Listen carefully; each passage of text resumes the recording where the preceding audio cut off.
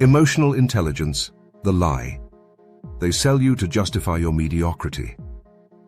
Is emotional intelligence a real advantage or just corporate nonsense? We've been sold the idea that emotional intelligence is the key to success.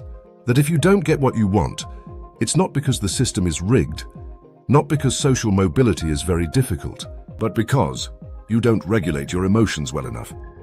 So apparently, your boss being an idiot? Not the issue. The job market being a dumpster fire. Not the issue. Variables beyond our control are rapidly changing the labor market. Definitely not the issue. The real problem? You and your lack of emotional intelligence. They tell you that if you control your emotions, if you master your anger, if you learn to be likable, everything will magically fall into place. But what if this entire narrative is just a lie? Today on 277 Broadcast, we're going to tear apart this corporate fairy tale, analyze where it comes from, and most importantly, figure out if emotional intelligence is even real or just another modern myth designed to keep people in their place. What the hell is emotional intelligence supposed to be? They sell it as the ability to understand and manage your emotions, to use them to your advantage. Something like Zen balance, but repackaged in capitalist form so you don't go on strike or quit your job. In theory, someone with high emotional intelligence knows when to stay quiet and when to be assertive, can control their emotional state to maximize success, navigates life's challenges by managing their own reactions effectively. In summary, be a fucking Jedi. But here's the problem. No one knows exactly what it is. Some say it's a cognitive skill, like memory or logic. Others say it's a personality trait, like extroversion. For companies, it just means don't complain too much and be functional. At this point, emotional intelligence feels more like a LinkedIn buzzword than a solid scientific concept. And when you actually try to measure it, things get even worse. How do we know it exists? Well, we don't. Here's the joke. Most emotional intelligence tests are self-assessment surveys, meaning, if you believe you're good at handling emotions, congratulations. According to the test, you have high emotional intelligence. Imagine if mathematical intelligence were measured like this. Do you think you're good at math? Yes. Wow, congrats. You're a genius. That's literally how emotional intelligence testing works. The few attempts to measure it objectively have been a methodological disaster. 1. Correlations with success are low, inconsistent, and completely dependent on context. And speaking of context, let's talk about the myth of success based on emotions.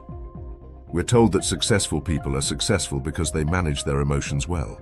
That if you master emotional intelligence, you will have better relationships. Land better, basically unlock life on easy mode. But if this were true, the world would be ruled by empathetic, kind, and well-balanced people. Instead, who actually runs the world? Psychopaths, narcissists, people who bend reality to their own beliefs, politicians who manipulate everything. Because reality is simple. Success, at least the kind of high-end Hollywood success that's portrayed, is about power, connections, money, and knowing how to play the game to your advantage. What they call emotional intelligence can be helpful, but it's not what defines who climbs and who stays at the bottom.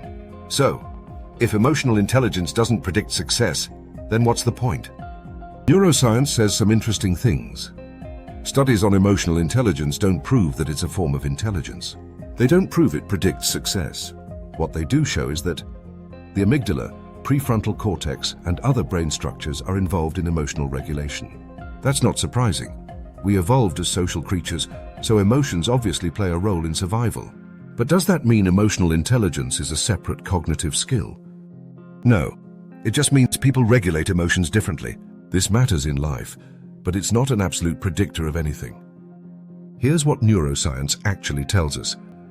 People regulate emotions differently, and this can impact their lives. And here's what corporate culture turns that into. If you're not successful, it's because you don't control your emotions well enough. Not the same thing. Which is the real purpose of emotional intelligence? If it doesn't predict success and isn't even a true form of intelligence, why the hell did it become so popular? Because it's a simple formula that fits perfectly in today's corporate life, reducing the complex variables of life in society to something digestible for people who eagerly consume the delusion of being successful. With that in mind, companies can convince you that your lack of success is because you didn't manage your emotions properly. then you'll never question. The flaws of society. Because pretending we don't have any is part of the problem. Public policy pulled straight out of someone's arse. Structural inequality. If schools teach you that the key to a good life is emotional intelligence, then you'll never realize that the CEO's son will always get the job. Whether he has emotional intelligence or not, it's the perfect excuse to reduce a vast, complex reality into a binary formula of winners and losers, and you're expected to pick a side. Because if success really depended on emotional intelligence, billionaires would be monks radiating peace and wisdom. So is it all a lie? Not entirely. Knowing how to manage your emotions is obviously useful. Controlling your anger or understanding how others think can help you navigate life. But calling it intelligence and selling it as the secret to success, that's an entirely different story. If emotional intelligence really determined success, psychopaths wouldn't be ruling the world. So who actually needs emotional intelligence? Here's the great irony. The most successful people don't need emotional intelligence. Think about it. Emotional intelligence only comes up when someone complains, never when someone is exploiting others. So the next time someone tells you that the key to success is managing your emotions, just tell them, sure, go explain that to the people who actually run the world. Subscribe to 277 Broadcast.